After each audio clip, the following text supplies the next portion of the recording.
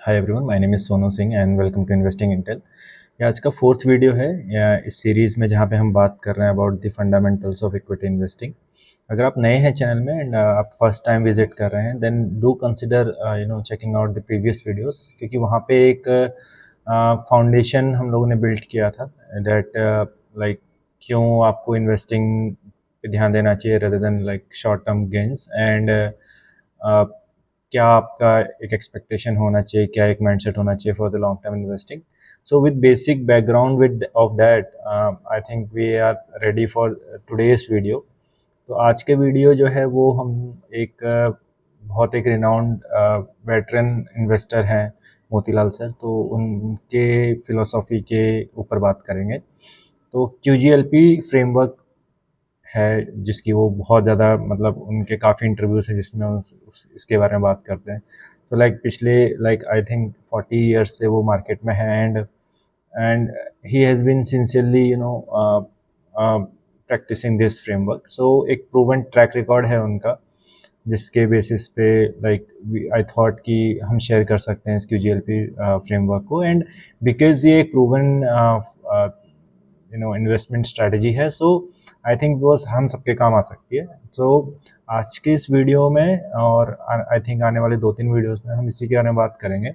So in detail I will explain you कि QGLP framework जिसके बारे में रामदेव सर बात करते हैं, what that is basically. And आप यूट्यूब पे जाएंगे तो आपको काफ़ी एक्चुअली वीडियोस मिल जाएंगे उनके। सो आज के इस वीडियो में आप I'll try to give you some link of his other video, his talks wherein he is talking about the QGLP framework, and you can refer to those videos after you watch or you finish watching this video. So QGLP framework जो है उसमें QGLP करके like 4 words हैं। तो first word जो Q है, that represents quality of business and quality of management। तो ये दो चीज़ें हैं। Then next G is for growth. Okay, तो जिस भी आप कंपनी में इन्वेस्ट कर रहे हैं, what is the growth prospect of that company, ठीक है। देन थर्ड जो लेटर है, डेट सिंबलाइजेस लॉन्जेविटी। तो यानी कि मान लीजिए सपोज आप एक बिजनेस में इन्वेस्ट तो कर रहे हैं, उसमें ग्रोथ भी है, but that growth is very short term, right, उसका लॉन्ग एक फ्यूचर नहीं है। देन उस केस में this L will take care of that parameter, and will see in the further videos की ये जो L पैरामीटर है, how that affects the valuation and everything. तो एंड लास्ट में जो लेटर है, that is P, so price. तो price वो पैरामीटर है जो लाइक जिस प्राइस पे आप उस कंपनी को बाय कर रहे हैं, या जिस मार्केट वैल्यू पे आप या एंटरप्राइज वैल्यू पे आप कंपनी को बाय कर रहे हैं, दैट इज प्राइस। तो रामदेव सर जैसे बात करते हैं अपनी वीडियो में ना, तो उनके अगर आप टॉक सुनेंगे तो उसमें उन्होंने बहुत ऐसे समझाया है कि अगर मान लीजिए सपोज आपको मार्केट में जाना है और आपको एक शर्ट लेनी है, तो बिना ये जाने कि वो शर्ट किस फैब्रिक की बनी है, what is it's fit, like उसके कपड़े का क्वालिटी कैसा है, कलर कैसा है, एंड बिना ये एसेस किए अगर आपको मैं बोलूँ कि एक शर्ट आप कितने में लेंगे, आपने देखा भी नहीं है, तो आप बोलोगे पहले आप कपड़ा तो दिखाइए, आप शर्ट तो दिखाइए, once I see I then decide कि क्या प्राइस देना है करके। सो वैल्यू सबसे पहले आप फिगर आउट करोगे उस चीज़ की, एंड उसके बेसिस पे आप प्राइस दोगे, right. But same cheese market में जनरली लोग नहीं करते। सो वैल्यू लोगों को नहीं पता है, एंड लोग प्राइस पे फोकस करते हैं। प्राइस तो सबको पता है, लाइक आज की डेट में it is very easy to know the price of any share और the market value of any share. तो आप गूगल करेंगे या आप Skinner.in पे जाएंगे तो आपको मार्केट वैल्यू जो है कंपनी की वो ऐसे ही मिल जाएगी। तो प्राइस तो सबको नोन है, एंड वो बहुत फेमस सेइंग है स्टॉक मार्केट में, that value is what we get and price is what we पे।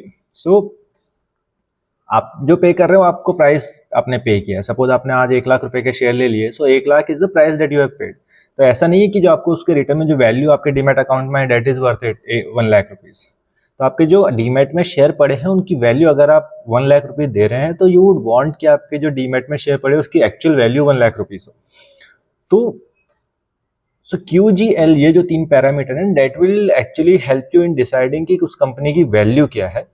And once you determine the value of these from these 3 parameters, you will decide how much to pay for this company. तो price वो factor है। सो QGL से value आ जाएगी company की and P जो है वो प्राइस है। नाउ यहाँ पे आपको देखना है कि क्या मेरा जो वैल्यू है that justifies my price, right. And most of the investors का जो फोकस है वो वैल्यू पे नहीं है, दैट इज द प्रॉब्लम। तो हमें लगता है कि आज हमने 1000 रुपये में शेयर खरीदा है, कल हम 1200 रुपये में बेच के निकल जाएंगे, बट लॉन्ग टर्म इन्वेस्टिंग में ऐसा काम नहीं होता है। तो आज की इस वीडियो में ना बात करेंगे about the this Q parameter. तो क्यू जैसे मैंने बताया था स्टार्टिंग में भी कि क्यू सिंबलाइजेस दी और it represents the quality of the company. So quality of the company में अगर बात करोगे तो दो चीज़ें हैं, एक क्वालिटी ऑफ मैनेजमेंट है एंड एक क्वालिटी ऑफ बिजनेस इटसेल्फ है। तो सबसे पहले आज बात करेंगे क्वालिटी ऑफ बिजनेस की। तो आप ऐसे समझिए कि मान लीजिए एक मशीन है, राइट, और उस मशीन में आपने 100 रुपये डाला साल के स्टार्टिंग में, और वो मशीन से आप साल के एंड में कितना रुपया निकाल सकते हो, दैट इज लाइक वहाँ से आप बता सकते हो कि वो कितना एफिशिएंट है इन मेकिंग द मनी। तो लेट सपोज आप किसी बैंक में पैसा डालते हो, तो किसी बैंक में पैसा डालते हो तो लाइक सपोज आपने स्टार्टिंग में 100 रुपया उसमें FD किया, और एक साल में आज जो प्रीवेलिंग इंटरेस्ट रेट है उसके हिसाब से 7 या 8% के आसपास आप एक्सपेक्ट कर सकते हो कि आपको रिटर्न मिल जाएगा। तो यानी कि साल के एंड में आपके पास 107 रुपये हो जाएगा, यानी कि 7 रुपये आपका उस बिजनेस ने आपको अर्न करके दिया है। लाइकवाइज अगर आप निफ्टी की बात करोगे विच इज द बेंचमार्क, तो अगर आपने 100 रुपये इन्वेस्ट किया है तो ऑन एवरेज आप ये एक्सपेक्ट कर सकते हो कि 13 रुपीज़ 14 रुपीज़ आपको साल के एंड में मिल जाएगा। तो that is the expectation from the market. तो ना अगर आपको एक कोई बिजनेस खरीदना है तो आपको वो बिजनेस ऐसा होना चाहिए उस बिजनेस से आपको जो रिटर्न मिल रहा है at least it should be more than what Nifty gives you. अगर वो कंपनी आपको निफ्टी के बराबर रिटर्न नहीं बना के देती है, return not in terms of the share price, हम शेयर प्राइस की बात नहीं कर रहे हैं अभी, तो don't get confused with share price. आप सिंपल समझिए कि एक बिजनेस, एक धंधे में आपने 100 रुपये डाला है, उस 100 रुपये के एंड में उस धंधे से आपको कितना रुपया बन के मिला। एज ए कंपनी ओनर आप इसको समझिए, ना कि as an stock market participant. तो अगर एक कोई कंपनी है जिसमें आपने 100 रुपये डाला और उसने साल के एंड में आपको 5 रुपये बना के दिया, तो आप बोलोगे यार धंधा बंद करो, क्या जरूरत है धंधा करने की, सिंपल उठा के पैसा बैंक FD कर दो, 7 रुपये तो मिल जाएगा करके बात खत्म हो गई। तो बेसिकली ऐसा धंधा जिसमें जो धंधे में 7% 8% भी नहीं मिल रहा है, तो वो धंधा करके कोई मतलब नहीं है। अगर बेंचमार्क से कंपेयर किया तो 13% अगर नहीं मिला, अगर मैं उसकी जगह पे निफ्टी में डाल दूं पैसा, तो लॉन्ग टर्म में मेरे को निफ्टी से ज़्यादा पैसा मिल जाएगा, तो मेरे को वो बिजनेस करने की क्या ज़रूरत है। तो कहने की बात इन शॉर्ट ये है कि कोई भी बिजनेस जिसमें आपको निफ्टी के बराबर पैसा भी ना मिले एज एन ओनर, तो वो बिजनेस का कोई सेंस नहीं है। मतलब मेरी नज़र में at least I would not invest in a company जो साल के एंड में मेरे को उतना भी ना बना के दे जितना निफ्टी एटलीस्ट अपने रिटर्न देता है। तो अब ये जो रिटर्न है कि मेरे एक कंपनी में डाला 100 रुपया, उसने मेरे को कितना बना के दिया from the business point of view I am telling, तो that is called as return on equity. एक सिंपल एग्जांपल देता हूँ मैं आपको। सपोज आपने एक दुकान खरीदी और वो दुकान आपने 1 लाख रुपए में खरीदी, ठीक है। मतलब 1 लाख रुपए आपने एक दुकान ली, उसमें आपने 1 लाख रुपए से स्टार्ट किया, और पहले साल के एंड में उसने आपको 1 लाख रुपए बना के दिया।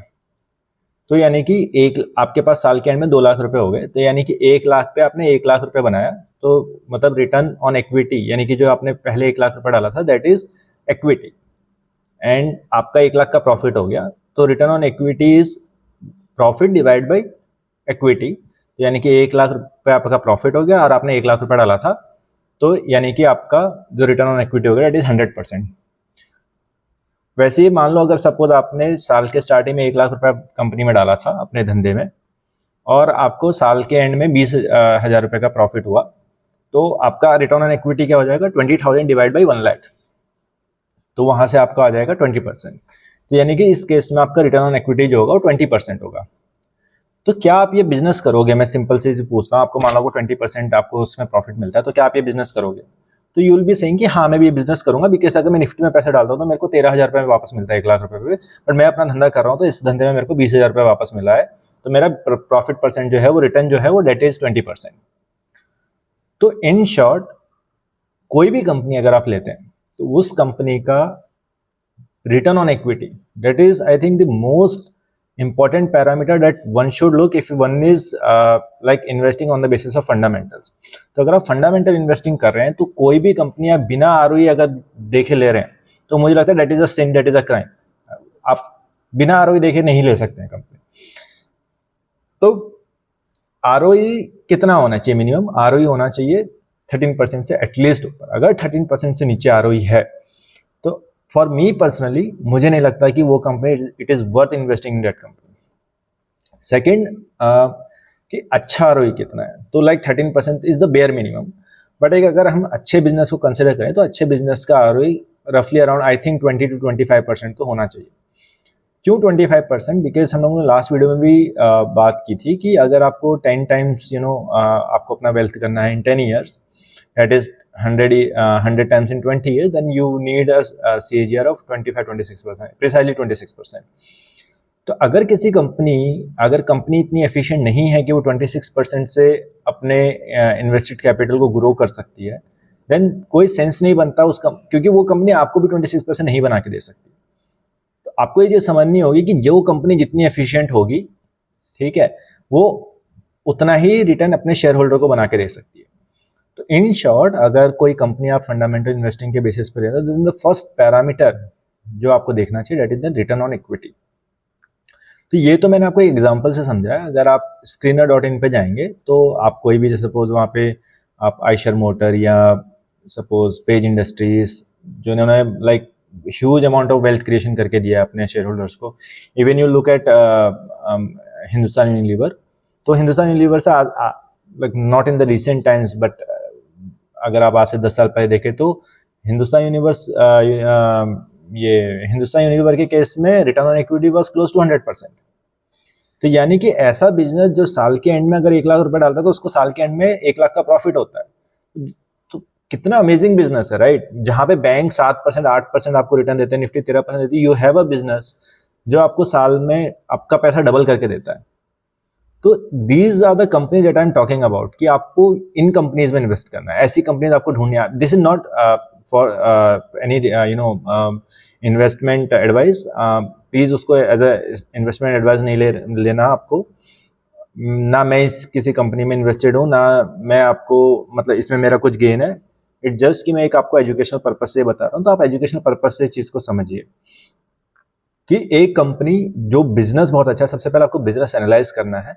तो बिजनेस एनालाइज करने के लिए कंपनी कितनी एफिशिएंट है. So what ROE tells you, return on equity, it tells you कि how efficiently a company is managing the money of its share holders. बहुत सिंपल शब्दों में आप ऐसे समझ सकते हो कि अगर आपने किसी कंपनी को अपना पैसा दिया है तो वो कितने एफिशिएंटली आपके पैसे को मैनेज कर रहा है. अगर आप एक बैंक को अपना पैसा देते हो तो बैंक आपको 7% रिटर्न बना के देता है. अगर आप वही पैसा निफ्टी को देते हैं तो निफ्टी आपको 13% रिटर्न बना के देता है. वही पैसा अगर आप किसी सपोज लेट से आयशर मोटर में देते हैं तो आयशर मोटर आपको 22, 23 या 18% के हिसाब से जो भी उसका रिटर्न ऑन इक्विटी है वो बना के देता है. तो ये आपको देखना है कि आपको अपना पैसा कहाँ पार्क करना है. But any return on equity that is less than 13%, I don't think it make sense. आपको उससे अच्छा अपने पैसे को इन्वेस्ट कर देना चाहिए in the Nifty benchmark.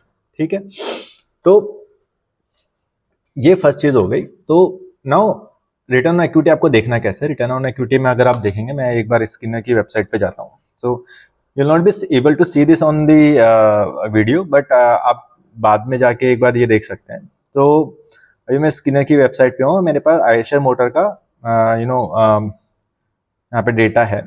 So Eicher Motors को अगर देखेंगे 2012 में, how to first return on equity देखना कैसे है. तो सब आप बैलेंस शीट में जाइए. बैलेंस शीट में किसी एक गिवन ईयर के लिए आपको इक्विटी कैपिटल दिखेगा एंड देन उसके बाद उसके नीचे रिजर्व्स दिखेगा. तो आप दोनों को ऐड करिए. 20 सो अगर मैं आयशर मोटर के केस में बताऊं तो 27 was its equity capital as on December 2012 and reserves were 1728. तो इन दोनों को मैं ऐड कर दूंगा. 27 + 1728 तो 1755 के इसका जो है वो इक्विटी है. एंड देन 2012 में जो कंपनी का प्रॉफिट था दैट वाज 475, राइट. तो 475 डिवाइड बाय 1755 तो उसका रिटर्न ऑन इक्विटी आता है 27%. ये 2012 की बात है, तो आई थिंक उससे पहले और भी ज़्यादा ही रहा होगा, तो उससे पहले का एक्चुअली मेरे पास डेटा है नहीं। तो अगर मैं 2012 तक बात करूं, 2000 in fact I can see that 2012 में कंपनी का जो शेयर प्राइस था दैट वो 170, एंड उसके बाद वो 2000 चला गया था 2015 में, यानी 3 साल के पीरियड में 150 का शेयर 2000 हो गया था, तो 10 टाइम से भी ज़्यादा एक्चुअली 3 साल में। तो there was a massive valuation expansion there, but वो हम बाद में कभी बात करेंगे।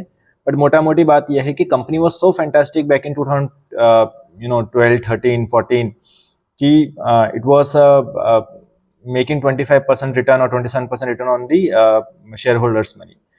एंड एक और example I will just give you, Page industries, will go and see Page industries ने भी एक्चुअली आप देखेंगे तो massive amount of wealth creation करके दिया है। अगर स्क्रीनर पे जाएंगे तो यहाँ पे आप देख सकते हैं कि पिछले 10 साल में कंपनी का जो कंपाउंडेड सेल्स ग्रोथ था that was 14%, profit growth was 14%, तो स्टॉक प्राइस भी पिछले 10 साल में 15% से अप्रिशिएट हुआ, and return on equity was 46%।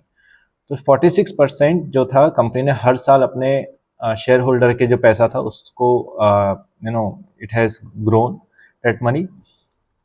तो एंड आप पूछेंगे कि शेयर प्राइस क्यों 46% से अप्रिशिएट नहीं हुआ, देन 46% से तो सिर्फ शेयर प्राइस इंक्रीज हुआ है, सॉरी इक्विटी 46% है, बट अगर आप शेयर प्राइस देखें स्टॉक प्राइस का, मतलब शेयर प्राइस जो है वो 15% से अप्रिशिएट हुआ है। दैट इज बिकॉज कि जो रिटर्न ऑन इक्विटी है उसमें से काफ़ी पार्ट जो होते हैं कंपनी वो डिविडेंड के फॉर्म में अपने शेयर होल्डर्स को दे देती है, तो जो ग्रोथ है कंपनी की दैट इज लिमिटेड टू 15%, तो उस वजह से वो 15% का स्टॉक प्राइस में इंक्रीमेंट है।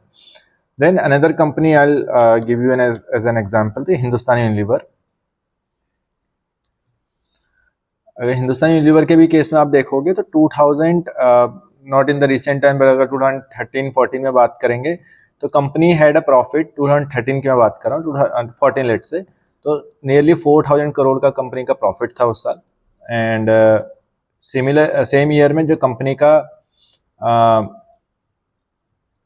इक्विटी था डेट वाज क्लोज टू 3500, तो 3500 कंपनी के पास पूरा पैसा जमा है अपने शेयर होल्डर का, और including the promoter and everything, तो उसमें से 4000 करोड़ का प्रॉफिट है कंपनी का, तो इट इज मोर देन 100%। तो डेट्स वाई वी से कि Hindustan Unilever was such a fantastic company, and it has given multiple result returns to its share holders. तो कहने की बात यही, तो आज सिर्फ इस वीडियो में, क्योंकि ये वीडियो थोड़ा लंबा हो रहा है एंड बिकॉज ये टॉपिक बहुत बड़ा है, तो आप इतना समझिए कि कोई भी कंपनी का अगर आप फंडामेंटल एनालिसिस कर रहे हैं, you can not miss the return on equity. और रिटर्न ऑन इक्विटी किसी एक अच्छी कंपनी के लिए यू हैव टू एंश्योर कि it is more than 20%, sometimes 15-18% के आसपास भी चल जाता है, बट जितना अच्छा है, लाइक आप इसको ऐसे समझ सकते हैं कि इट्स एक ऐसा स्टूडेंट है या बच्चा है जिसने आईआईटी की डिग्री ली है, बहुत अच्छे कॉलेज से अपना बीटेक किया है, देन बहुत अच्छे कॉलेज से जाके उसने अपना एमएस किया, मास्टर्स किया, या फिर एमबीए किया, व्हाटएवर। तो इट इज़ दी कि वो क्वालिटी कैसी है। तो एक बार रिटर्न ऑन इक्विटी आपका मैनेज हो जाता है ना, तो आपको समझ में आ जाता है कि हाँ, मतलब बिजनेस में दम है। इट्स नॉट, क्योंकि रिटर्न ऑन इक्विटी ज़्यादा होने का ना मतलब बहुत सिंपल सा कि बिजनेस में कुछ तो है that it is doing so good, तो वो एक चीज़ है। तो ये हो गया बिजनेस की क्वालिटी। देन सेकंड था topic quality of the management. So management की क्वालिटी की ना बहुत तरीके से असेस कर सकते हैं। एक्चुअली थोड़ा सा लंबा टॉपिक है मैनेजमेंट, क्योंकि क्या ना, एक रिटेल इन्वेस्टर को आप इतना मैनेजमेंट का आइडिया लगेगा नहीं, कि बिकॉज बाकी जो अल्ट्रा एचएनआईस हैं या बड़े बड़े इन्वेस्टर्स हैं, उनके पास काफ़ी अप्रोच है, they can directly meet with the management, but वो एक रिटेल इन्वेस्टर के लिए पॉसिबल नहीं है। बट हाँ, कुछ डेटा से आप डेफिनेटली देख सकते हैं कि मैनेजमेंट की इंटीग्रिटी कैसी है, मैनेजमेंट रिलायबल है या नहीं है। सो आज क्विकली मैं बता देता हूँ आपको कि अगर आपको देखना है कि मैनेजमेंट सही है या नहीं, तो आपको ये देखना है कि क्या कंपनी के बैलेंस शीट पे कैश है। अगर कैश है तो वो टोटल एसेट्स का कितना परसेंट है। अननेसेसरी कैश बिजनेस में अगर है, that is not something that is really good, ठीक है, क्योंकि बिजनेस में पैसा होता है बिजनेस को एक्सपेंड करने के लिए। अगर आपके पास कैश पड़ा हुआ है अपनी बैलेंस शीट पे, तो वो अगर उसका कोई इंटेंडेड ऑपरेशन नहीं है, इंटेंडेड यूज नहीं है, देन वो कैश वो जस्टिफाई नहीं करता कि आपने बैलेंस शीट को कैश क्यों रखा, यू डिप्लॉय इट। अगर आपको कैश नहीं चाहिए, बिजनेस में जरूरत नहीं है, then you return it back to your share holders in the form of dividends.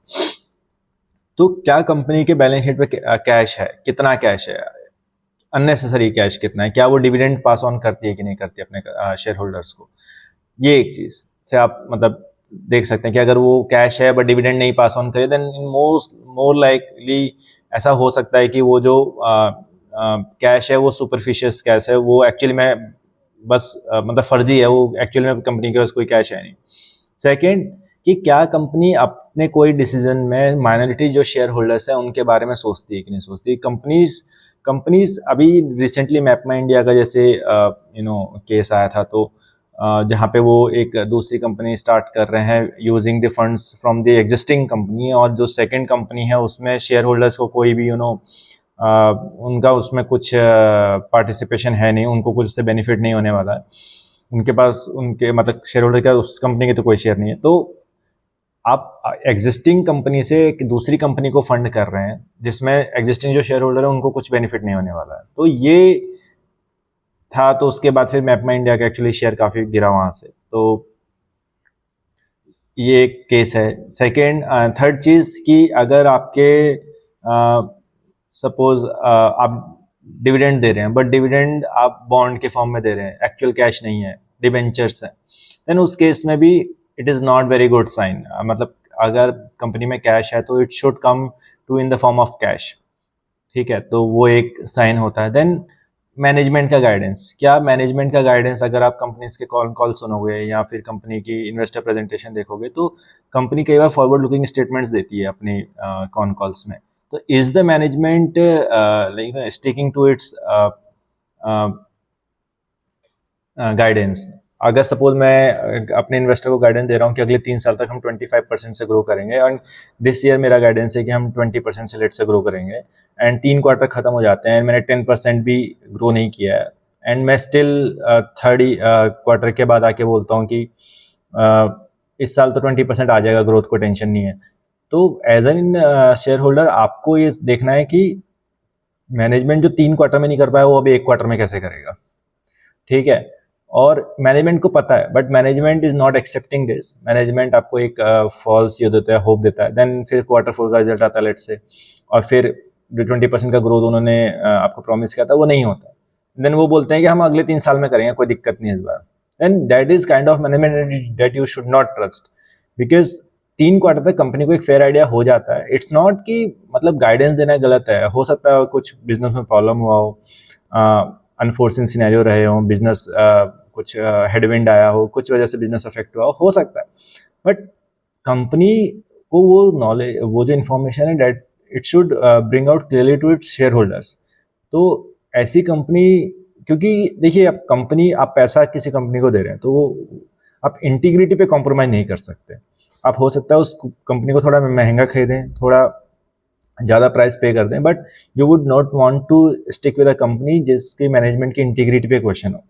तो ये 3-4 पैरामीटर्स थे जो मतलब मैं आपको क्विकली आज बताया कि हाउ कैन यू सी कि मैनेजमेंट किसी कंपनी का कैसा है, एंड डिटेल में विल सी, हम आगे किसी एक वीडियो में बात कर लेंगे, मे बी नेक्स्ट वीडियो में। तो आज के लिए इतना तक रखेंगे। एंड रिटर्न ऑन इक्विटी जो है ना एक पैरामीटर, वो आप डेफिनेटली आई होप कि आप आगे से कोई भी इन्वेस्टमेंट डिसीजन लेंगे, अगर आपको कोई भी कोई टिप देता है, मैं तो कभी नहीं रिकमेंड करूँगा कि आप किसी की टिप लीजिए, बट अगर आपको कहीं से न्यूज़ में या कुछ आप कहीं पे भी सुनते हैं अगर आपको, तो एटलीस्ट आप जाने से सीधे ही before you like switch on your mobile और आप ट्रेडिंग ऐप खोलें अपना और उसमें जाके डीमेट अकाउंट में आप शेयर बाय कर लें, आई वुड एटलीस्ट एक्सपेक्ट कि आप आज के बाद जाके एक बार उस कंपनी का रिटर्न ऑन इक्विटी चेक करेंगे।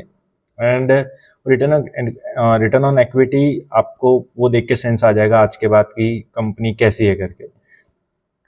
एंड सो या पीछे टाइम में काफ़ी कुछ कंपनीज हैं जिन्होंने बहुत अच्छे रिटर्न दिए हैं, जिन्होंने पेज इंडस्ट्री से एक था, एंड HDFC बैंक है, हिंदुस्तान यूनिलीवर है।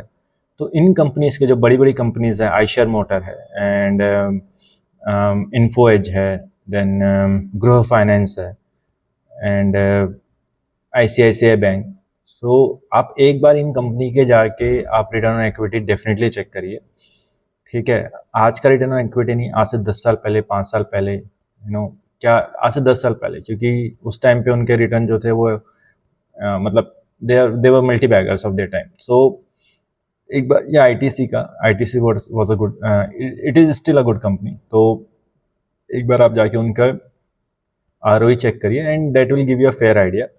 एंड कुछ और अगर आपके क्वेश्चन रहेंगे तो don't be hesitate to put down your comments. आपके अगर कोई क्वेश्चन हो related to this topic particularly, please comment them down below and I try to answer them. And मैं बोलता नहीं हूँ जनरली अपनी वीडियोस में, बट अगर आपको वीडियो अच्छे लगा तो प्लीज़ अपने फ्रेंड्स के साथ शेयर कीजिए।